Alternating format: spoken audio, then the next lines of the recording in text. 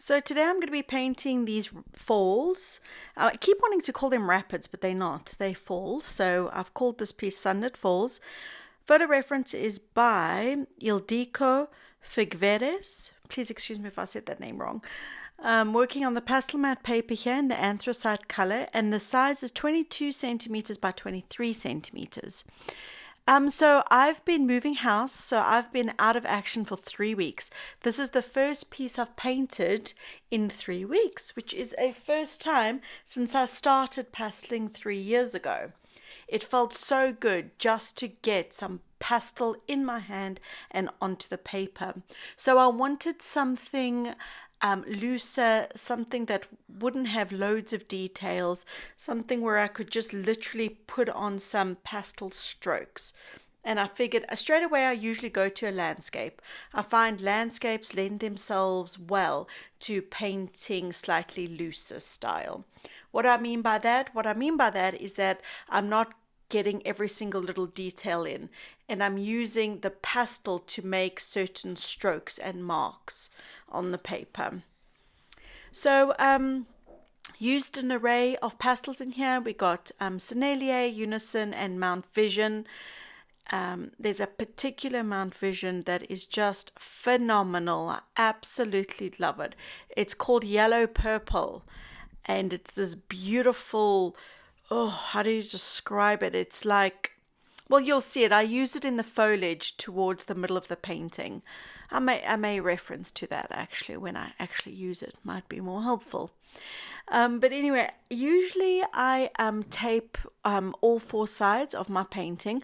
I didn't this time because I'm framing my work in a slightly different way. It's in a floating frame, and so it's better for the framer to not have like a border around my painting. So I've decided that's why I've just taped 2 sides basically.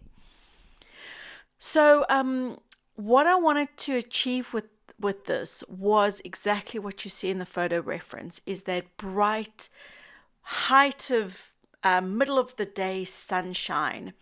So I used a lot of greens with yellow in them.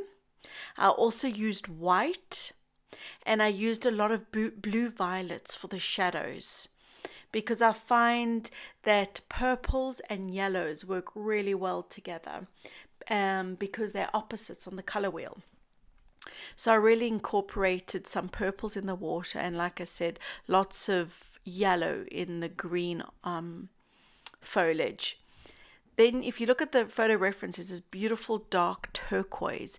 So I used a mixture of Terry Ludwig's and Art Spectrum as well as Sennelier to achieve that. It was fun. These are colors. Turquoises aren't colors I use a lot in my work. So it's always fun to bring out some pastels, you know, that you hardly use. It was lots of fun creating this. And then, of course, we've got the white where that sun is literally reflecting on the water. Bearing in mind that this is a photograph, so if I was plein air painting, if I was really there painting what I see, in that white section where the sun is hitting the water, you would see a lot more color than in the actual photograph. So I have brought in different colors into my actual painting. Something to bear in mind when you are painting from photographs is it usually makes your darks darker and your lights lighter. The human eye sees a lot more color than the camera lens basically.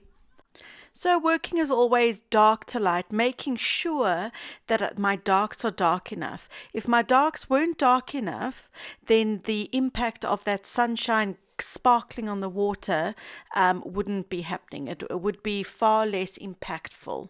So always remember that dark, even if your darks look too dark, you're probably on the right track.